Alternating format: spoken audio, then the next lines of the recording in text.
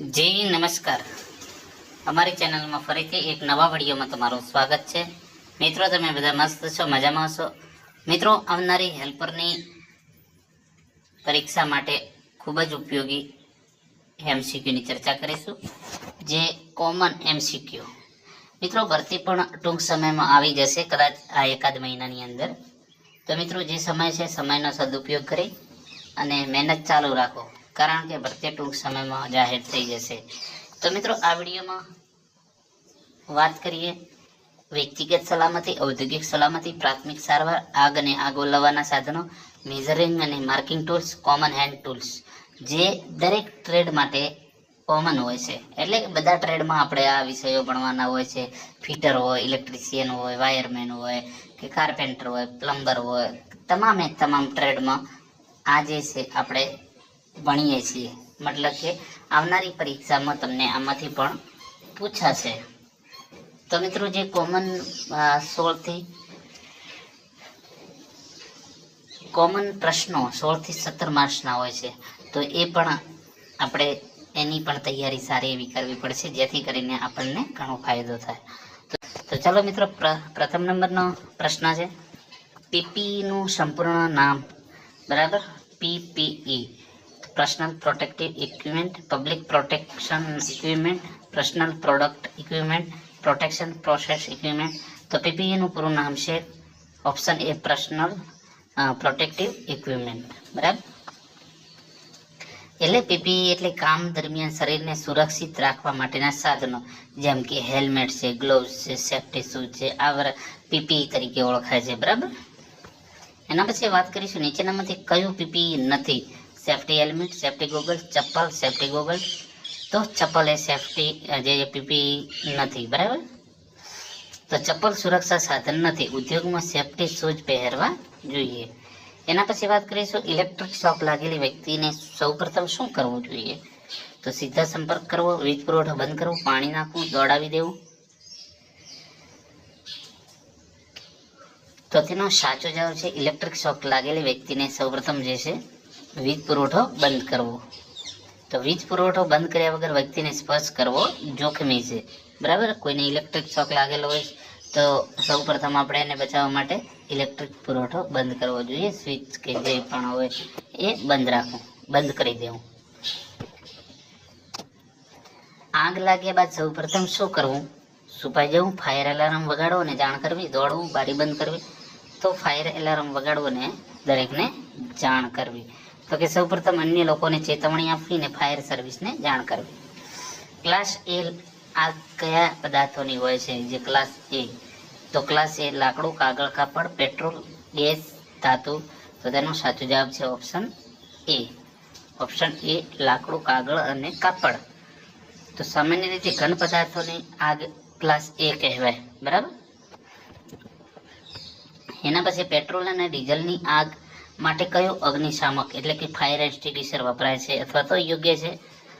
તો water, foam, sand only, steam.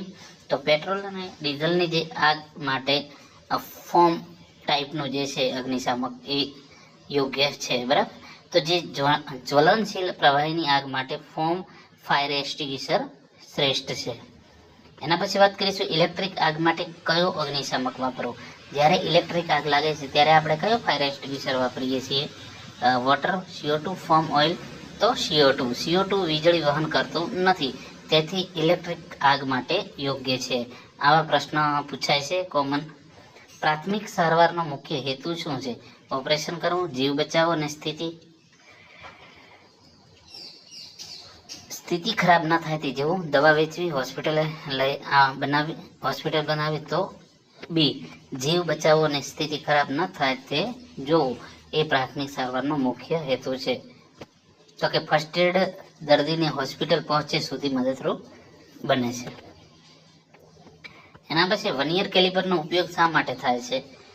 વજન માપવા, ચોક્કસ માપવા માટે, રંગ કરવા, કાપવા. તો વર્નિયર કેલિપરનો ઉપયોગ છે ચોક્કસ માપ લેવા માટે. તો વર્નિયર કેલિપર આંતરિક, બાહ્ય અને ઊંડાઈનું ચોક્કસ માપ આપે છે. સ્ટીલ રૂલ સામાન્ય રીતે કેટલા mm સુધીનું હોય છે? એટલે કે કેટલા mm સુધીનું હોય છે સ્ટીલ રૂલ? તો તેનો સાચો જવાબ છે 150 mm. 300 mm, 500 mm, બરાબર. તો ઉપરના તમામ સાચા છે. સ્ટીલ રૂલ વિવિધ લંબાઈમાં ઉપલબ્ધ હોય છે, જે પ્રમાણે જરૂરિયાત હોય. એના પછી સ્ક્રાઇબરનો ઉપયોગ શા માટે થાય છે? કાપવા, માર્કિંગ કરવા, ડ્રિલ કરવા, ઘસવા. તો માર્કિંગ કરવા માટે સ્ક્રાઇબરનો ઉપયોગ થાય છે. ધાતુની જે સપાટી પર નિશાની કરવા માટે સ્ક્રાઇબરનો ઉપયોગ થાય છે, જેને એન્જિનિયરિંગ પેન્સિલ તરીકે પણ ઓળખવામાં આવે છે. એના પછી સેન્ટર પંચનો ઉપયોગ શું છે? છિદ્ર પહેલા નિશાન બનાવવા, પાઇપ કાપવા, નટ ખોલવા, વેલ્ડિંગ કરવા. તો તેનો સાચો જવાબ છે છિદ્ર પહેલા નિશાન બનાવવા. મતલબ કે જ્યારે કોઈ હોલ પાડવું છે એનું નિશાન બનાવવા માટે સેન્ટર પંચનો ઉપયોગ થાય છે. તો કે ડ્રીલ સરકી ન જાય તે માટે સેન્ટર પંચથી નિશાન કરવામાં આવે છે. બોલપેન હેમરનો ઉપયોગ મુખ્યત્વે ક્યાં થાય છે? વુડવર્ક, મેટલવર્ક, પેન્ટિંગ, માપ લેવા.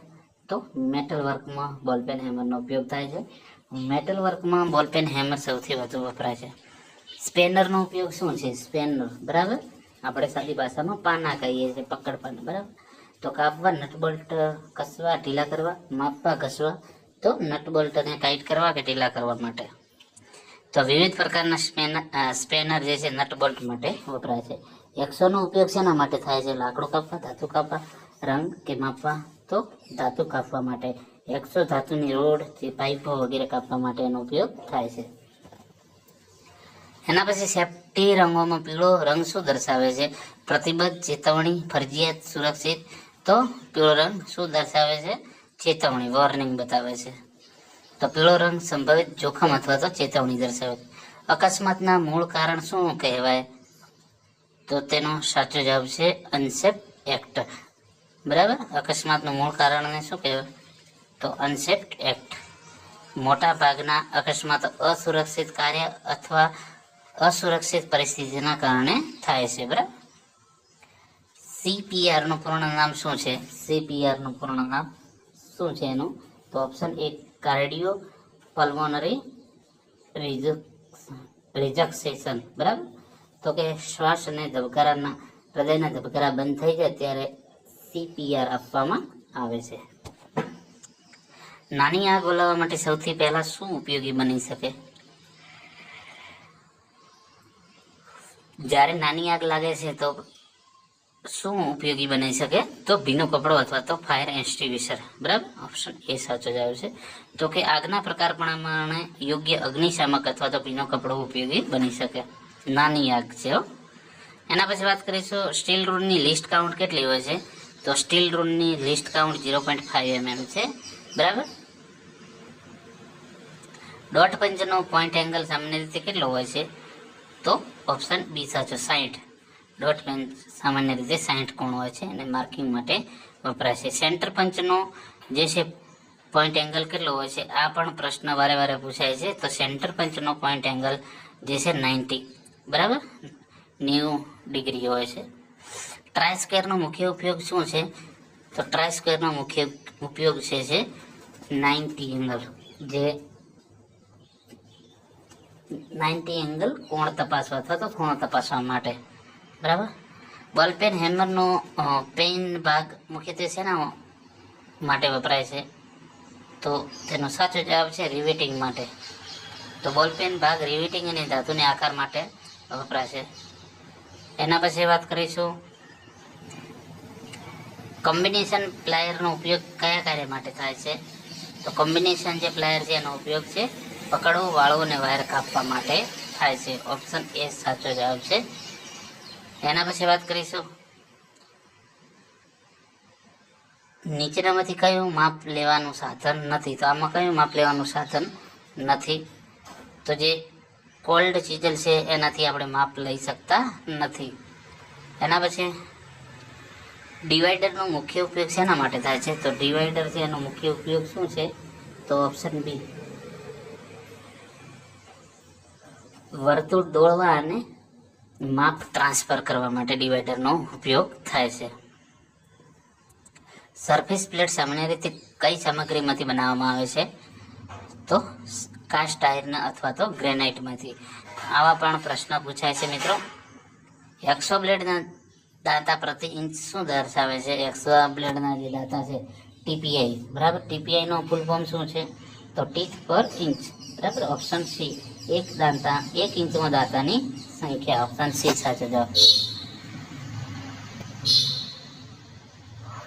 નરમ ધાતુ કાપવા માટે કયો હેક્સો બ્લેડ વધુ યોગ્ય છે? નરમ ધાતુ કાપવા માટે તો 14 ટીપીઆઈ, બરાબર. નરમ અને જાડા મટીરિયલમાં છે માટે ઓછા ટીપીઆઈ વાળો બ્લેડ વપરાય છે, એટલે કે 14 ટીપીઆઈ વાળો. એના પછી વાત કરીશું બેન્ચ વાઇસનો મુખ્ય ઉપયોગ શું છે? બેન્ચ વાઇસનો મુખ્ય ઉપયોગ છે વર્કપીસને મજબૂત રીતે પકડવા માટે. ફાઇલ વાપરતી વખતે હેન્ડલ વગર ફાઇલનો ઉપયોગ કેમ ન કરવો? તો તેનો સાચો જવાબ છે ઓપ્શન બી, હાથમાં ઈજા થઈ શકે એ માટે. ઓપન એન્ડ સ્પેનર સામાન્ય રીતે કેટલા કોણે ઓફસેટ હોય છે? તો ઓપન એન્ડ સ્પેનર સામાન્ય રીતે 15 ડિગ્રીએ, બરાબર. રિંગ સ્પેનરનો મુખ્ય લાભ શું છે? તો રિંગ સ્પેનર શું છે? વધુ ટોર્ક આપી શકે છે ને સ્લીપ ઓછું થાય. ઓપ્શન એ, બરાબર.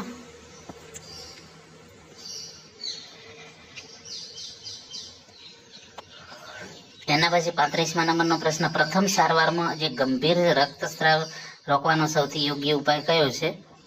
તો ઓપ્શન એ, સીધું દબાણ આપીને ડાયરેક્ટ પ્રેશર કરવો, બરાબર. એના પછી 36મા નંબરનો પ્રશ્ન, અકસ્માતને રોકવા માટે સૌથી અસરકારક ઉપાય કયો છે? તો સલામતીના નિયમોનું પાલન કરશો તો અકસ્માત નહીં થાય. એના પછી સેફટી હેલ્મેટનો મુખ્ય હેતુ શું છે? તો માથાને ઈજાથી બચાવવું એ એનો મુખ્ય હેતુ છે. ફર્સ્ટ એડ બોક્સમાં નીચેનામાંથી કઈ વસ્તુ સામાન્ય રીતે રાખવામાં આવતી નથી? તો અહીં તમે આપેલું છે જે, તો એમાં પેટ્રોલ રાખવામાં આવતી નથી, બીજી બધી રાખવામાં આવે છે. નીચેનામાંથી કયો અગ્નિશામક ક્લાસ ડી માટે વધુ યોગ્ય છે? કયા માટે? તો ડ્રાય પાવડર, બરાબર. ક્લાસ ડી માટે ડ્રાય પાવડર મહત્વનો છે. ઓપ્શન સી સાચો જવાબ. જે મેગ્નેશિયમ, સોડિયમ જેવી ધાતુની આગ માટે ખાસ ડ્રાય પાવડર વપરાય. ફાયર ટ્રાયેંગલમાં નીચેનામાંથી કયો ભાગ સમાવિષ્ટ નથી? જે આપણે ફાયર લાગવા માટે કયા મહત્વના ભાગ ભજવે છે? તો એમાં કયા મહત્વના છે? હીટ, ફ્યુઅલ, ઓક્સિજન, બરાબર. આ ત્રણેય છે નાઇટ્રોજન, એમાં સમાવેશ થતો નથી. આઉટસાઇડ કેલિપરનો ઉપયોગ શું માપવા માટે થાય છે? તો આઉટસાઇડ માટે બાહ્ય વ્યાસ માપવા માટે, બરાબર. ઇનસાઇડનો ઉપયોગ તો આંતરિક વ્યાસ, યાંત્રિક વ્યાસ માટે, બરાબર. સ્ક્રાઇબર સામાન્ય રીતે કઈ ધાતુમાંથી બનાવવામાં આવે છે? તો high carbon steel. Option B સાચો જવાબ. ફાઇલને સાફ કરવા માટે કયા સાધનનો ઉપયોગ થાય છે? તો ફાઇલ કાર્ડનો ઉપયોગ થાય છે. એડજસ્ટેબલ સ્પેનરનો મુખ્ય લાભ શું છે? તો એડજસ્ટેબલ જે સ્પેનર છે એનો મુખ્ય લાભ એ છે કે વિવિધ કદના નટ બોલ્ટ માટે એક જ સ્પેનર વાપરી શકાય છે. જેમાં એડજસ્ટેબલ સ્પેનરનું જે જો એ એડજસ્ટ કરી શકાય છે. કોમ્બિનેશન સ્પેનરમાં બંને છેડે શું હોય છે? તો ઓપન એન્ડ અને રિંગ એન્ડ હોય છે. જો કપડામાં આગ લાગી જાય તો શું કરવું જોઈએ? તો ડ્રોપ એન્ડ રોલ કરવું. જો કપડામાં આગ લાગી જાય તો શું કરવું? તો સ્ટોપ, ડ્રોપ અને રોલ કરવું, બરાબર. એટલે એનાથી જલ્દી આગ બુઝાઈ જશે. ઇલેક્ટ્રિકલ સેફટી માટે બિના હાથથી શું ન કરવું જોઈએ? તો ઇલેક્ટ્રિક સ્વિચ ચલાવવી નહીં.